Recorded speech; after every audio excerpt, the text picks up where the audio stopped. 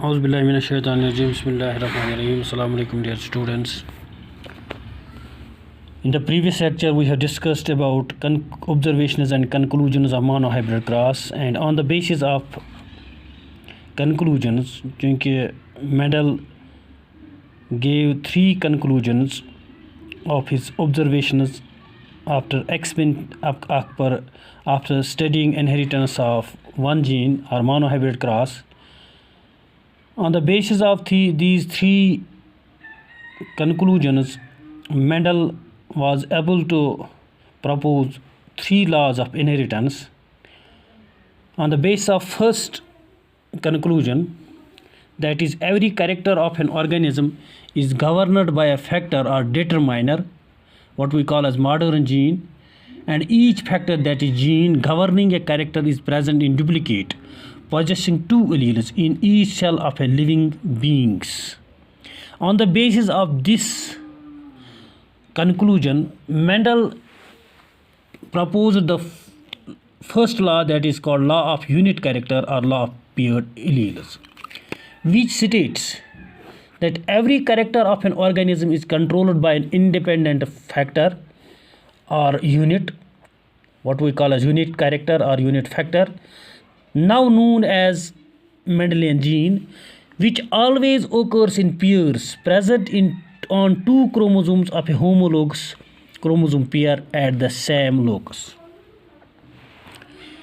And what we can say, every character of an organism is controlled by a gene, and in turn this gene occurs in pairs. This gene we call as a unit factor.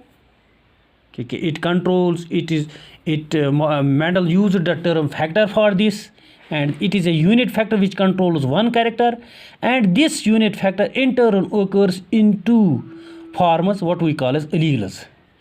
That is why we also call it as law of unit character or law of paired alleles. And while explaining this law, we say in diploid organisms, each character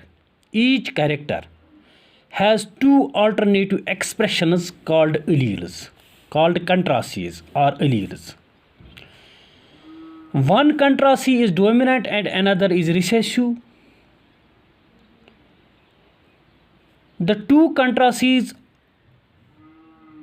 of a character are controlled by 2 genes. The 2 contrastes of a character, that is dominant, recessive, and controlled by 2 alternative genes, 2 forms of the same gene, they are called as allelic genes. Allelic genes are simply alleles or allelomorphs. Dominant gene is represented by capital letter and recessive by a small letter. For example, height is controlled by, it is denoted by an English letter T. This T has 2 forms, capital T and small t. Capital T represents the dominant allele, small t represents the recessive allele. And whenever these 2 are present together, only capital T gets expressed, that's it is dominant, and small t remains hidden.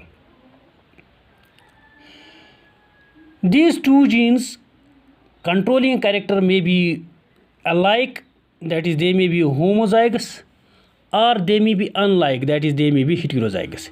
And they may be homozygous, that is capital T or small t, or they may be heterozygous, that is capital T, small t. This is all about the law of unitary character. Now law of dominance.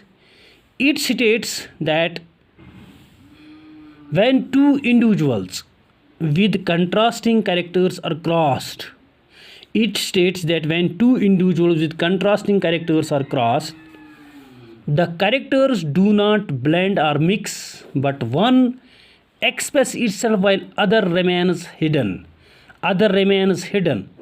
or is suppressed. The